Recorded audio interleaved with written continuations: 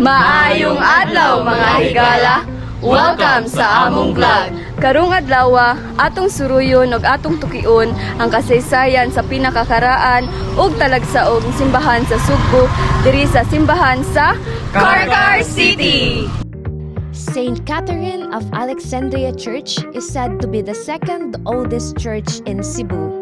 Located in a town known for its heritage sites, it's an ideal place to visit for history buffs and even those fond of lechon and chicharon, the place of Carcar City, Cebu.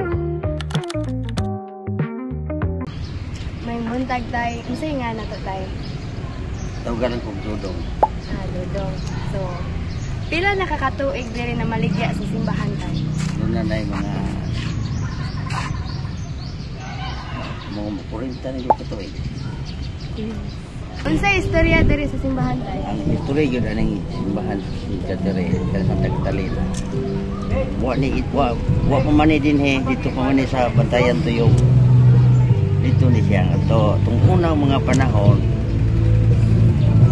na may mga pirata kaniadto. Manginap lagi og mga babae. Motoy hinungdan nga gipalayo ang simbahan ang Santa Catalina punta dire para ang mga babae ani na mo man sa panahon na. Nya kini sa Santa Catalina sa ang iskonded ani gusto ni siyang pangasaon sa usa ka hari.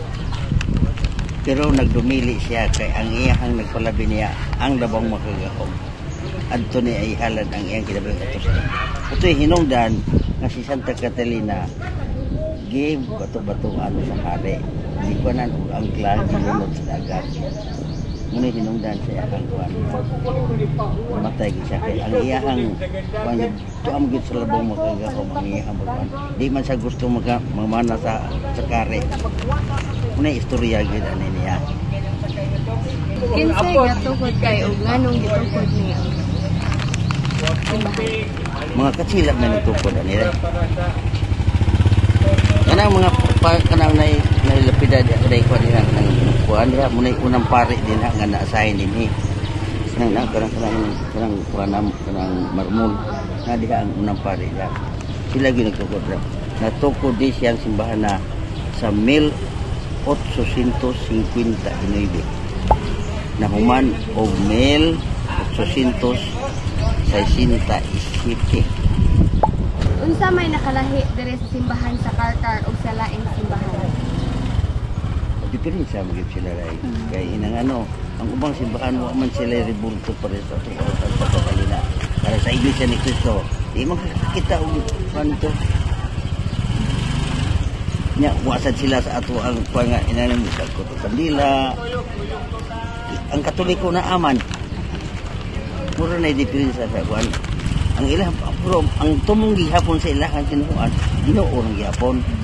Mo na magyapon sentro gihapon sa basig mga Muslim pag ganit ang sentro gihapon nila ang Ginoo ra gihapon ang sentro nila. Pero managlahi lang og sitwasyon ang reliyon.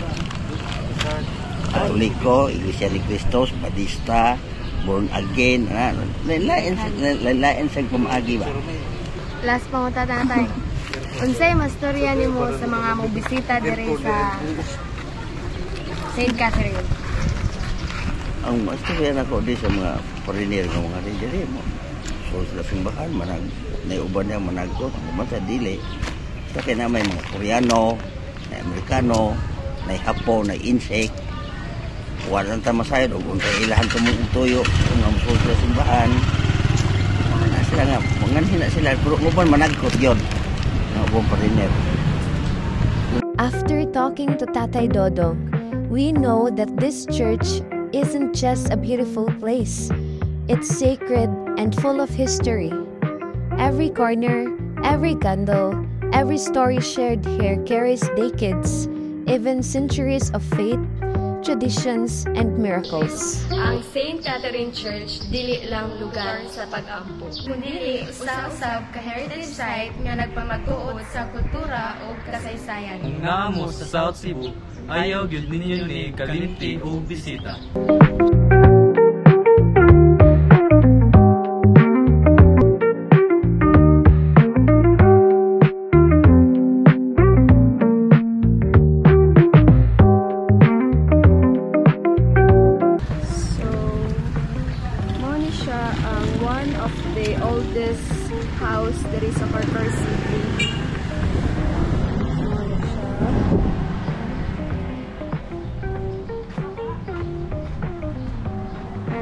sulod niya guys kay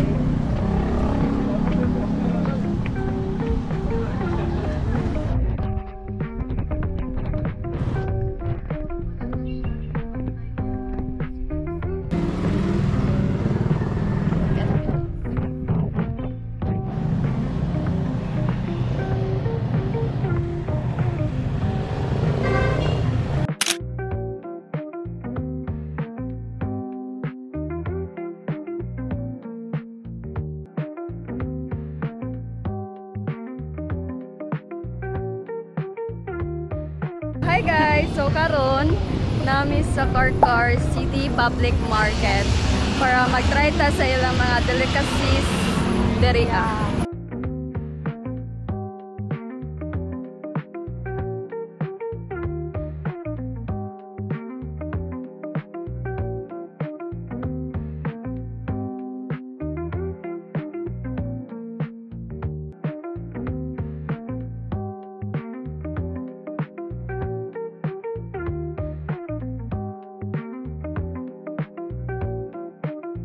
May punta ka te, unsay mga delicacy diri sa Karkar?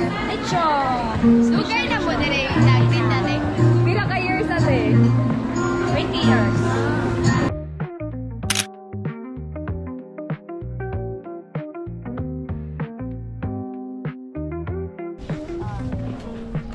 Sige, palit ni mo. Sapatos sa Karkar! Guys, ang Karkar kay famous siya sa mga sandals. So,